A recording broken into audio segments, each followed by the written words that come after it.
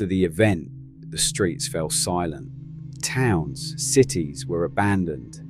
Stone buildings left in their beauty, frozen in time, as if waiting for something or someone to return. Deserted streets echoed with the silence of a world that was to be forgotten. They arrived in numbers and set out to dismantle the old world empire. Some buildings were demolished, with others remaining intact, preserved in their elegance, but repurposed for the inversion. The World Fairs celebrated their triumph over their dark victory over humanity's consciousness. The fairs socially conditioned the public with a projected world of how our ruling class wanted us to think, feel, and act.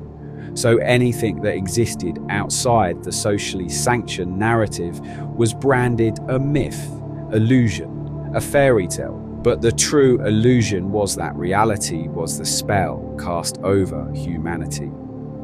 The World Fairs showcased new technology, yet many of these innovations already existed in the old world. They had simply been redesigned, rebranded, and reordered to erase any trace of free energy or true human potential.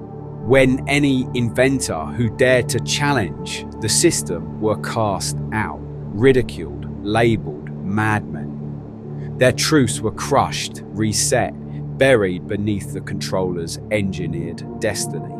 Humans from the old world were displayed as a product and ownership of the state, captivating the eyes of the public and then allowing them to steer the minds of humanity to where they wished. They made us believe we were progressing, while slowly they were imprisoning our consciousness, giving us limitations.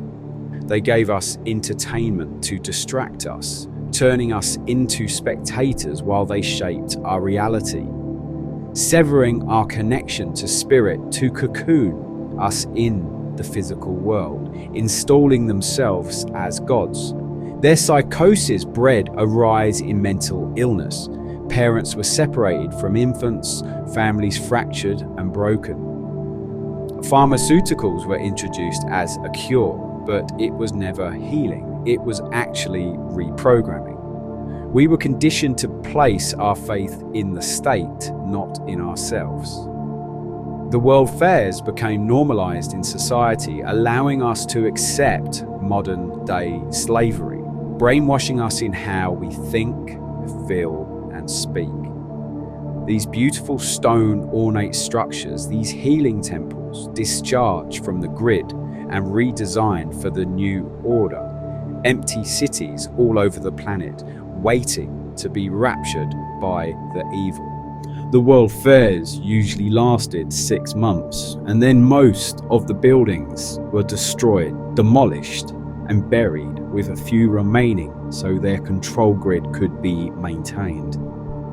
We were programmed so we became used to paying to live, when actually this was a control system that was trapping us into believing that we had no other choice and we had to follow their dark intent. Many couldn't understand how this deception could happen, but it didn't happen overnight. It was generational programming and had happened over many lifetimes.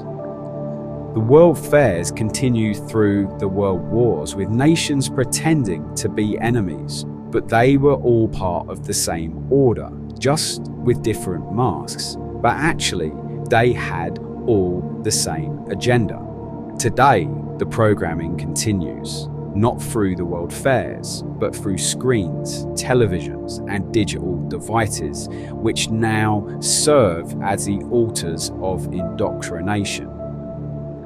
Society has become so embedded in this synthetic narrative that many unconsciously support the very system that is enslaving them.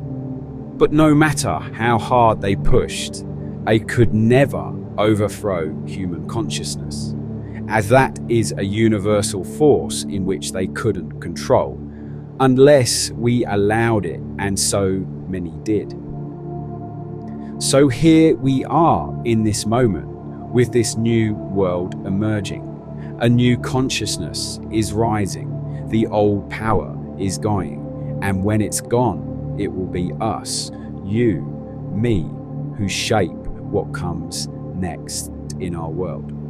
You will be the cushion that softened the fall.